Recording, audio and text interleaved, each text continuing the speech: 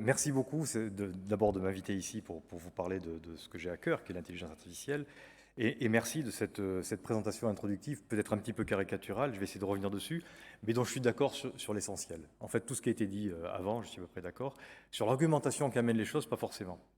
Et c'est peut-être mon rôle que de vous amener justement quelques éléments, parce que le gros problème des informaticiens, la caste ou les personnes avec qui je suis, vous êtes tyrannisés, je pense, par vos DSI, par tous les gens qui maîtrisent l'informatique, qui vous donnent à la fois un sentiment de culpabilité parce que vous n'y connaissez rien, et qui font un rapt sur le vocabulaire que vous utilisez. C'est-à-dire qu'on parle de trucs intelligents qui ne sont pas forcément intelligents, on parle de trucs artificiels, ils sont vraiment artificiels, mais tous les termes, apprentissage, supervisé, enfin, j'ai essayé de relever, j'ai pas pu, j'ai fait deux pages de notes là, sur les deux exposés que j'ai vus avant. Tout le vocabulaire qui est employé est un vocabulaire que vous utilisez parce que vous êtes humain, normalement, avec des définitions des dictionnaires, normal, et c'est les définitions que les informaticiens tordent. Voilà. Donc nous, on prend les mots et on les tord, vous prenez les colonnes vertébrales, vous essayez de les mettre droites. On va essayer de s'entendre, on va voir si on arrive. Alors, je voulais vous dire que mon rôle en intelligence artificielle, c'est vrai que je travaille au sein d'une école d'ingénieurs qui travaille sur la cognitique, donc sur la cognition, l'automatisation de la cognition, mais également dans une revue scientifique qui travaille sur qu'est-ce que c'est que le numérique dans la société qu'on a actuellement, dans une société savante d'intelligence artificielle et dans un club d'entreprise. Donc j'ai plein de capteurs sur ce que c'est que l'IA, et je vais essayer de vous synthétiser un petit peu tout ça. Alors, il faut commencer, je pense, par un état des lieux, c'est-à-dire en fait une façon, mais si j'appuie trop, ça va peut-être je ne sais pas, c'est où est-ce qu'il faut appuyer sur les... voilà, ça arrive, si c'est ça. Donc, l'état des lieux de la situation actuelle, il faut bien que vous le compreniez. Mon rôle, c'est de vous donner des éléments de représentation mentale pour que vous puissiez caler un petit peu tout ce que vous entendez. C'est clair que vous ne pouvez pas suivre la vague d'IA qui est en train de se faire, mais elle est ancienne déjà. Il y a déjà des choses qui existaient avant. Vous avez entendu parler. L'IA, ça ne fait pas irruption en médecine. Moi, j'ai fait une thèse il y a plus de 30 ans en intelligence artificielle dans le domaine médical à l'université de Bordeaux. Donc on a quand même des choses qui existent déjà, il faut essayer d'y voir un peu plus clair. Par contre, il y a un emballement médiatique qui est sûr. Ce qui est certain, c'est qu'il y a une nouveauté qui existe en intelligence artificielle, qui existait moins il y a quelques années, qui est apparue en 2012, il y a moins de 10 ans, qui est une capacité qu'ont les machines à reconnaître une forme, un motif, donc quelque chose, si vous voulez, dans un flux continu d'informations. Ces informations pouvant être du son, de la vidéo, un peu tout.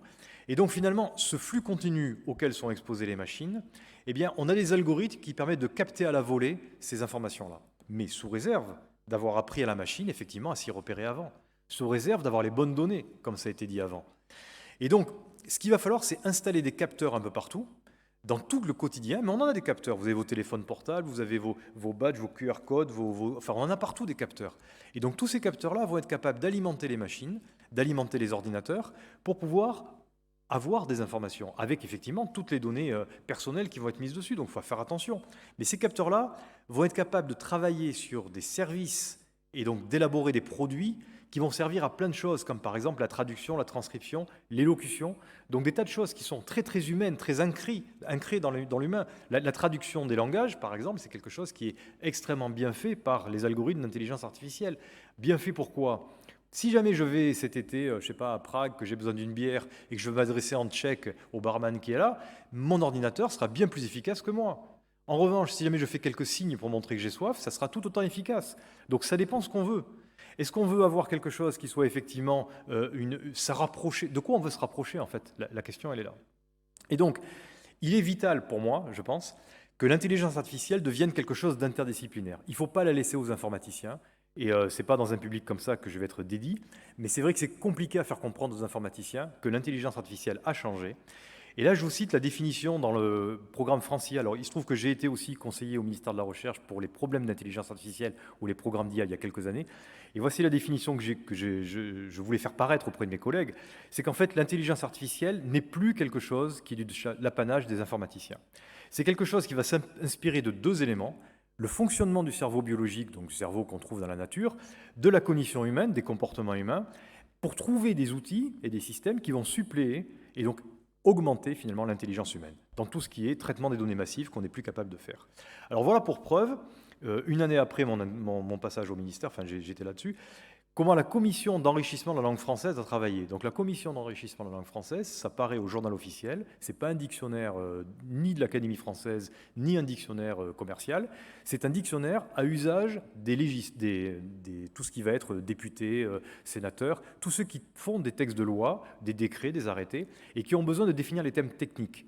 Et donc il y a une commission française qui définit tous les termes techniques à l'usage des juristes.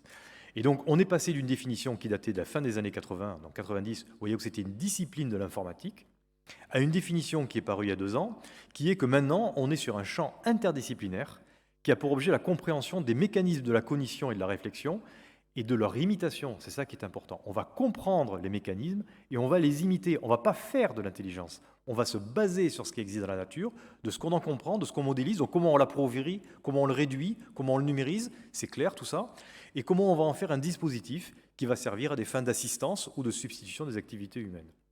Donc il y a tout un appauvrissement par rapport à la réalité, mais cet appauvrissement va emporter, bien sûr, par des capacités d'extension, de multiplication, de diffusion, etc. Et donc la définition qui est là est une définition nouvelle, qui vient d'arriver et qui, à mon avis, va, espérons-le, changer la vie des informaticiens. Alors voici des exemples de reconnaissance d'images. Vous avez à gauche, là, un test que j'ai fait, moi, à IBM, à San Francisco, il y a 2 ans, où en fait on avait des caméras qui filment les gens et qui vous donnent aussitôt, facialement, quelle est l'intention de la personne. Bon, c'est des grimaces que j'ai faites, c'est moi au milieu, vous voyez que je suis content à gauche, pas content à droite. En fait, j'ai le même état d'esprit, c'est juste moi qui fais une singerie à la caméra, mais la caméra le reconnaît. De la même façon, à droite, vous avez un autre exemple qui est tiré d'IBM aussi, où vous avez une différence entre, alors c'est pas des loups et des chiens, c'était des huskies, oui, en fonction de la neige qui est derrière, c'est des muffins et des chiens. Bon, très rapidement, vous êtes capable, vous, de détecter la chose. Mais une machine, ça va être compliqué pour elle. Et pourtant, ces fameux algorithmes par apprentissage dont on a parlé sont capables de le faire instantanément. Et donc, instantanément, ils vont reconnaître avec des milliers de muffins et des milliers de chiens une distinction qui est entre les deux. Et effectivement, on n'est pas capable de dire comment ils ont fait leur adaptation. Ils ont trouvé un système de même que là, savoir quelqu'un qui est content ou quelqu'un qui n'est pas content, on pense que c'est la forme de la bouche, mais si ça se trouve, il y a complètement autre chose qui intervient dans la machine. Donc en fait, il y a 3 manières de mimer l'intelligence. Et je pense qu'il y a une intrication que tous les informaticiens font dans ce système-là, qui rapte les termes, comme je vous l'ai dit, et qui vous délivre un message qui est incomplet. Donc gardez présent à l'esprit qu'il y a plusieurs manières de mimer l'intelligence. À droite, c'est la manière qui est ancienne dans les jeux, qui consiste en fait à prendre un système, le définir complètement avec tous les états. Et bien sûr, c'est comment on résout le problème du loup, de la chèvre et du chou, qu'il faut passer d'un état à l'autre, d'une berge à l'autre. On arrive à le résoudre entièrement. On décrit le monde, on a une description qui est assez intelligente du monde, et on fait agir les machines dessus. C'est comme ça que tous les jeux informatiques, le Go bien sûr, les jeux d'échecs, ont été résolus par une description du monde et une adaptation des algorithmes. Seulement vous, évidemment, une colonne vertébrale, on peut la décrire en fonction du nombre de vertèbres, mais vous n'arriverez pas à décrire un patient. Un patient, il peut rentrer dans une case, mais il ne rentre jamais complètement dans une case. Ça reste quelqu'un en plus. J'ai été très étonné d'ailleurs de tout le débat tout à l'heure sur la robotique, où on n'a pas vu une seule image d'un patient. Je vous remercie sur juste la présentation précédente, où on voit effectivement l'intérêt. Il y a des gens quand même derrière ces colonnes vertébrales. Vous ne redressez pas simplement des os. J'espère qu'il y a de la chair qui est avec, il y a un humain.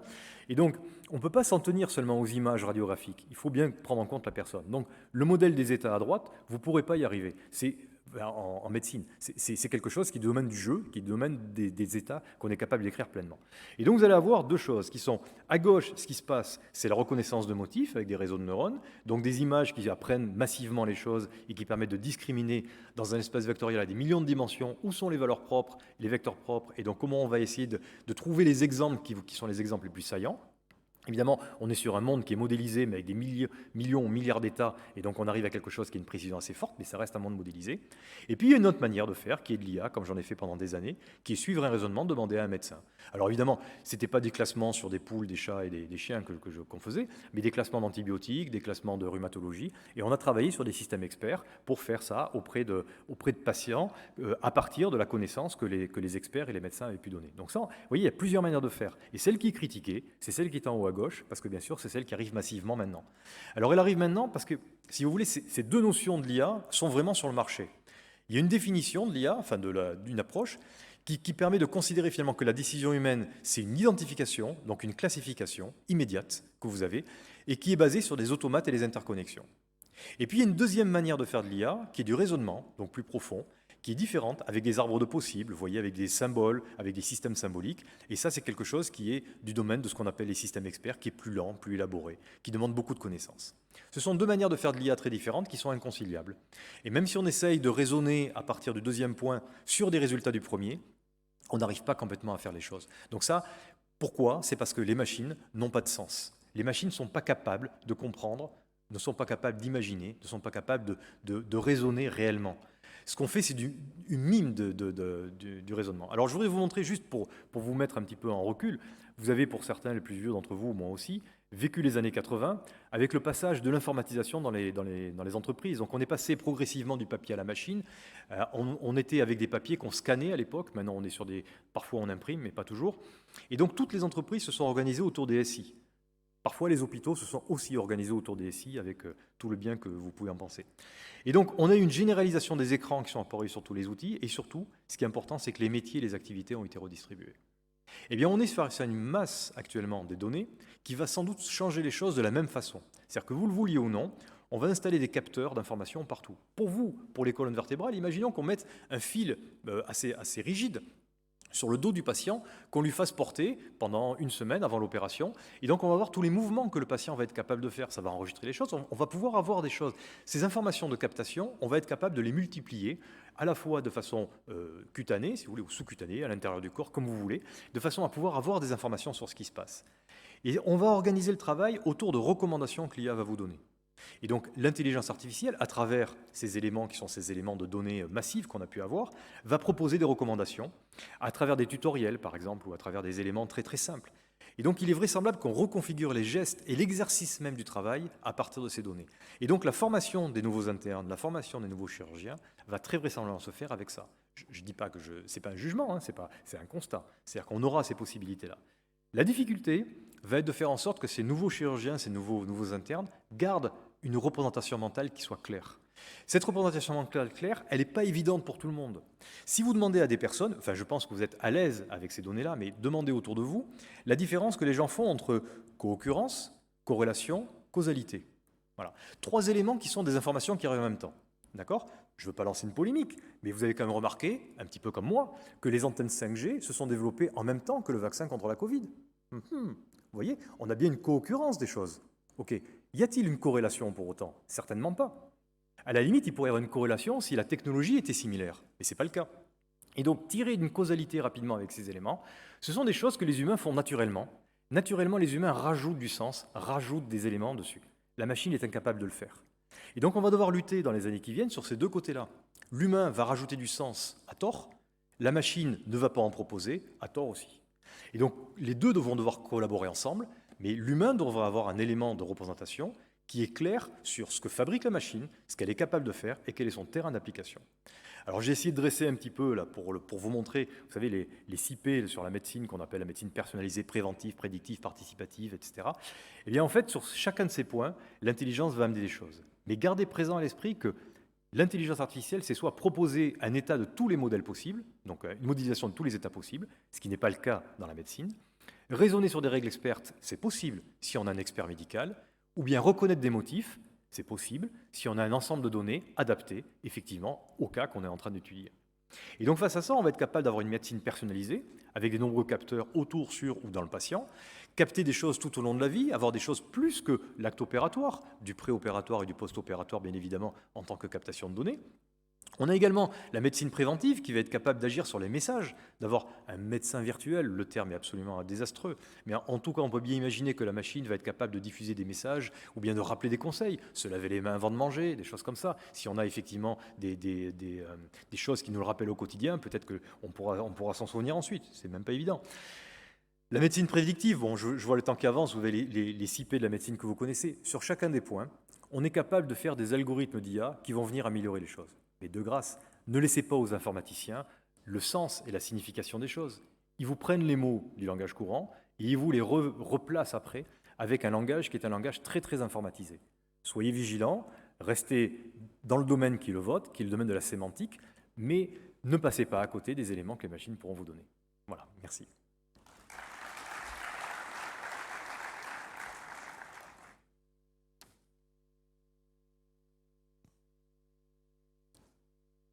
Merci beaucoup.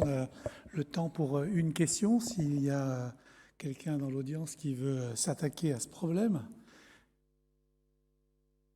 Jérôme. Oui, moi j'ai une question. Monsieur Leblanc, il y a un micro. Tu as très bien dit que la formation allait devoir Vous venez là. se modifier, mais qu'est-ce qu'on fait ceux qui ont 40 ans aujourd'hui? Moi je m'en fous, dans 3-4 ans ce sera fini, mais on les met à la poubelle parce que comment on va faire avec le chirurgien qui est arrivé trop tard pour être formé, mais qui va devoir faire avec l'IA? Moi, je suis persuadé que tout ne va pas être IA-fié dans les années qui viennent. Certains domaines vont peut-être être plus investis par l'intelligence artificielle, mais pas tous. Et dans ce domaine-là, mine de rien, il faut bien qu'il y ait quelqu'un au bout du bistouri. C'est-à-dire que peut-être qu'il y a des robots qui vont exister, qui vont se multiplier, sans doute, mais ça ne va pas remplacer tout. Il n'y aura pas de grand remplacement dans tous les métiers par l'intelligence artificielle. En revanche, il va y avoir une adaptation de chaque métier. Ça va se faire au fur et à mesure du temps. Je vous ai donné des échelles temporelles. Il y a 30 ans, j'ai fait ma thèse sur l'intelligence artificielle, les systèmes experts en antibiothérapie, en rhumatologie, et ça n'a pas changé la donne. Donc c'est un peu pareil. Il y en a quelques-uns qui vont se retrouver plus à l'aise avec un robot, d'autres moins. Moi, je repense à l'exemple de la canne pour aveugles qui a été faite par un ingénieur du CNRS. Il a inventé une canne absolument sublime pour les aveugles, qui est une canne qui fonctionne avec un capteur infrarouge et qui va regarder l'endroit où il y a des trous, l'endroit où il y a de l'espace. Et donc la canne, elle vibre quand il y a un obstacle en face d'elle. Et donc en fait, l'aveugle est capable de se diriger sans bruit finalement vers les endroits où il y a des espaces et il peut marcher dans la rue en évitant toutes les encombres qu'il peut y avoir. Eh bien certains aveugles trouvent ça très bien, d'autres pas du tout. Parce qu'il y en a certains qui aiment bien avoir un chien avec eux. C'est sympa d'avoir un animal de compagnie. D'autres au contraire préfèrent taper pour entendre le bruit qu'ils font. Vous voyez ? Et donc je pense que les styles cognitifs sont très différents. Et donc il restera quand même des styles cognitifs différents chez les chirurgiens. Et c'est normal qu'il y ait des chirurgiens qui soient réfractaires aux robots. Mais par contre, faites bien votre métier. C'est ce que vous disiez tout à l'heure. En fait, il va y avoir un facteur d'exigence. Il y a une question très simple. Est-ce que tu peux réagir sur la problématique de l'anonymisation que j'ai soulevée tout à l'heure? Ah oui. Qu'en est-il réellement? Est-ce que c'est du flan et qu'on nous fait peur? Ou est-ce que c'est réel que cette anonymisation n'est pas forcément ce qu'on imagine? Non, c'est vraiment désastreux ce qui se passe. Et d'ailleurs, j'ai remarqué que pour préparer la conférence, tu as seulement trouvé une conférence que j'ai faite en 2016. Alors, c'est pas facile à trouver des informations sur moi, donc c'est très bien. Je n'ai pas de page Facebook, pas de page LinkedIn, pas de compte Twitter. C'est volontaire, hein, et depuis des années, je le tiens. Alors, c'est pas pour prendre le maquis, etc. J'ai un rôle public, quand même, je le tiens. Mais je suis persuadé que... Pardon?